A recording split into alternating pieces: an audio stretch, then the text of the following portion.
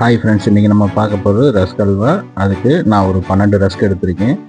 அதை கொஞ்சம் பொடிசாக உடச்சி விட்டு அதுக்கப்புறம் மிக்ஸி ஜாரில் போட்டு நம்ம அரைச்சிக்கலாம்.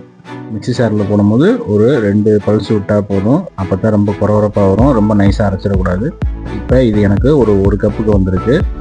இப்போ 2 ஸ்பூன் நெய் ஊற்றி முந்திரி பருப்பு, பாதாம் பருப்பு, அப்போ உலர் திராட்சை போட்டு லைட்டாக வறுத்து எடுத்துக்கலாம். இப்போ அதே கடாயில் நம்ம பொடி பண்ணி வச்சுருக்க ரஸ்க்கை லைட்டாக வறுத்து எடுத்துக்கலாம். லைட்டாக பொன்னிறமாக வர வரைக்கும் வேண்டாம், கொஞ்சம் வறுத்து எடுத்துக்கிறணும், கருக விட்டுறக்கூடாது.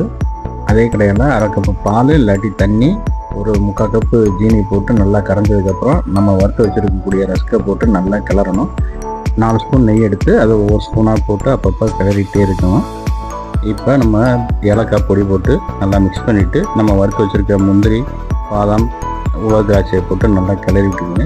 இப்போ ஒரு ஸ்பூன் நெய் ஊற்றி சட்டியில் ஒட்டாமல் வர்ற வரைக்கும் நம்ம கிளறி விட்டுகிட்டே இருக்கணும். நம்ம எடுத்து பார்க்கும்போது கையில் அல்வா ஒட்டாமல் வரணும். அந்த பக்கம் வர வரைக்கும் இந்த மாதிரி ஒட்டாமல் நமக்கு வந்துச்சுன்னா அல்வா ரெடி ஆகிடுச்சுங்க. இப்போ இதை ஒரு பவுலில் மாற்றிக்கலாம். இப்போ நம்மளுக்கு சூடான சுவையான ரஸ்க் அல்வா ரெடி. இது உங்களுக்கு பிடிச்சிருந்துச்சுன்னா கமெண்ட் பண்ணுங்கள், ஃப்ரெண்ட்ஸ் அண்ட் ரிலேட்டிவ்ஸ் ஷேர் பண்ணுங்கள், மறக்காமல் சப்ஸ்கிரைப் பண்ணுங்கள். தேங்க்யூ.